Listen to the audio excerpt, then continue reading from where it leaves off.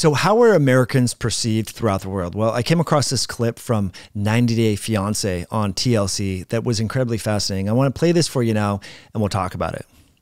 What do South Korean people think of Americans? Greasy food and being fat. Wow. Okay, so this individual is being accused of fat shaming on social media. There's a lot of controversy and blowback, but he's being brutally honest. I mean, when you go to Latin America, when you go to Europe, this is the perception of what Americans are like, because we consume a lot of fast food. I mean, you just look at Chick-fil-A, the drive-thru, Jack in the Box, Wendy's, these are all by my house, McDonald's. You know, everyone throughout the COVID-19 pandemic was so hyper-focused on hand sanitizer and masks and so forth, but they didn't care about giving themselves diabetes or heart failure or obesity. The drive-through lines were like just as long as I've ever seen them. So he goes on to talk about how individuals in America eat a lot of processed foods. And I've actually been to South Korea twice. I really like Seoul and the culture in South Korea. Before and after every meal, there's a lot of ferments and kimchi consumed, and eating the whole animal. A lot of great like nose to tail nutrition going on throughout Asia. But let's hear how the family reacts with this really blunt response about how South Koreans, and I would say most of Asia, perceives Americans. Here we go. Oh my. I don't think that way. Yes, he does. People in Korea think that way. No offense.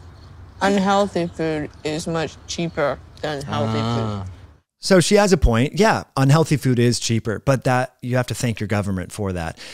Part of the Farm Bill allocates billions of dollars for subsidizing sugar-sweetened beverages, Lunchables. All of the hyperpalatable processed foods are artificially cheaper than healthier food alternatives because the government is subsidizing commodity crops like corn, sorghum, wheat, canola, sugar, and this. And so that's why we don't have a level playing field. People can't afford sometimes to eat healthy, they say, because when they go to look at a box of cereal that costs $3 versus one little avocado that costs $3, what's a family that's just barely getting by going to choose? They're going to choose the cheaper foods. Now, there's no way that box of cereal only costs $3. The reason why it's so affordable is because of farm subsidies. So you need to, vote for politicians who are not being backed by, lobbyists and things like that support big food, and the Sugar Beverage Association and all these institutions that are really creating hyperpalatable junk food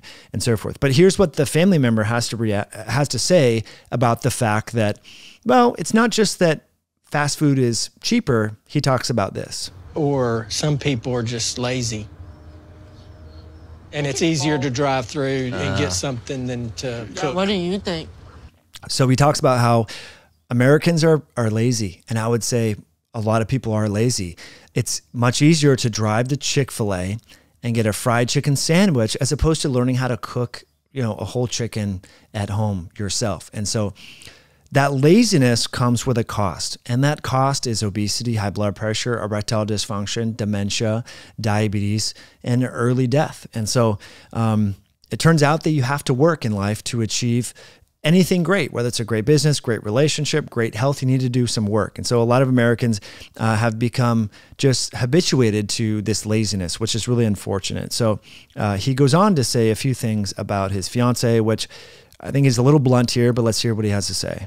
You're lazy, so you always get the fast food for lunch.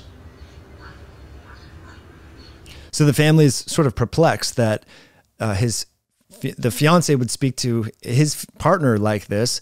But if you're always eating fast food for lunch, I mean, that is kind of lazy. And how can you expect to have optimal health if this is what you're doing? So my friends, if you have to eat fast food for lunch, let's say, you're with your family and there's no other options, or you're out and about and you have 20 minutes or something, I recommend just getting a burger or 2 or 3 burgers and taking the bun off and only having the patties. a lot of, fast food restaurants, thankfully, are now serving hormone-free and grass-fed beef. I don't eat fast food. I haven't been to McDonald's or Del Taco. I mean, in college, that was the last time I had fast food, was in college, which was almost 20 years ago. So I don't recommend eating fast food, but if you have to, or you're in a pinch or what have you, take the bun off. Do not have the French fries. The fried foods that are repeatedly fried in oil that's constantly used all day probably has a lot of aldehydes and oxidized linoleic acid derivatives, which are problematic and might cause changes in your body in an unhealthy manner. But let's hear what else this individual has to say, which is interesting. No wonder you're Piggy. Are you serious? So the family members do freak out. So he called his fiancée a piggy. I don't think I personally wouldn't say that to my partner, but to each their own. I think it's probably better to encourage and support health promoting behaviors. And when the fiance eats healthier foods, reward that and so forth. Calling someone a piggy might create a little contempt and challenges in the relationship, especially with intimacy and things like that. But the family reacts and gets a little bent out of shape that this individual was fat shaming his fiance. But I think he does have a point, aside from that Americans can be quite lazy.